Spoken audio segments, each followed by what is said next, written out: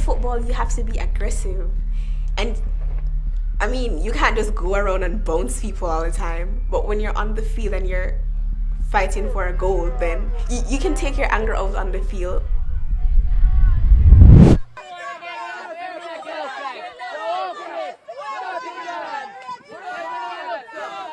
I was sent to live with my father in Kingston. I mean, we didn't really have a relationship per se. I was just living there. He was abusive, verbally, mentally, physically.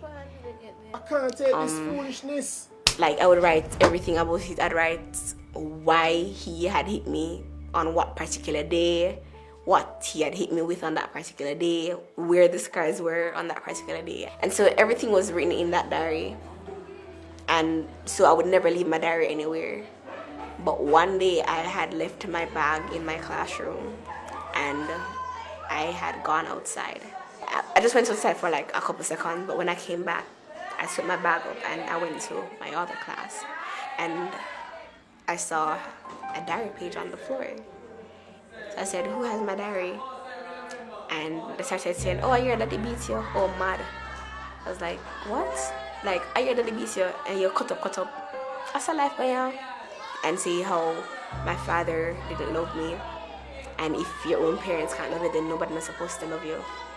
They started calling me names and provoking me about my complexion and I shouldn't be here and why do I have to act so smart all the time and why can't I give everybody else in the class a chance to respond to questions and behave so queen-like, and if I think I am better than anybody else.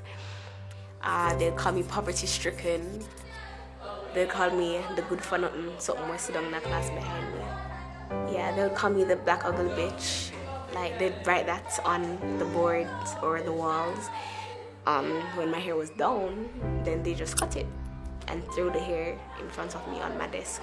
They would draw images like when you're playing hangman and put a rope around the person's neck and say, "DeAndre, you should do this."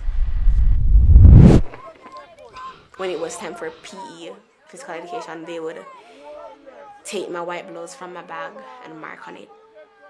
It was lunchtime, so I had left the class to go and purchase my lunch. And there was this really filthy sneakers on the desk, in the corner of the classroom. And this young man, he took the sneakers and he had put it on my desk. And I said, "It's not funny, you need to stop treating people this way. It really hurts people's feelings." And he said, "Oh, wow, you have feelings? Wow, that's nice. We don't care. Nobody cares. You should just kill yourself because maybe if you kill yourself, then there would be more oxygen on Earth and we could actually have more people here." And so I went into the bathroom and there was a broken towel and I took it up and I started to cut my wrist. Instead of living here, being a part of a world that I don't want to be a part of, but I'm being forced to be here, that I would rather it be my funeral where I wouldn't have to be going through everything that I'm going through. I wouldn't have to keep faking that I'm happy and I want to be here when really and truly I know I don't. Based on everything that has happened in my life, I suffer from chronic depression and anxiety, and having the both of them is torture. I would have liked for them to actually speak to me and start making me feel as if I do not belong here. I'd like for them to stop calling me names. Maybe, just maybe, it wouldn't necessarily be about scoring the ball anymore. Just maybe. I just like for them to act like humans.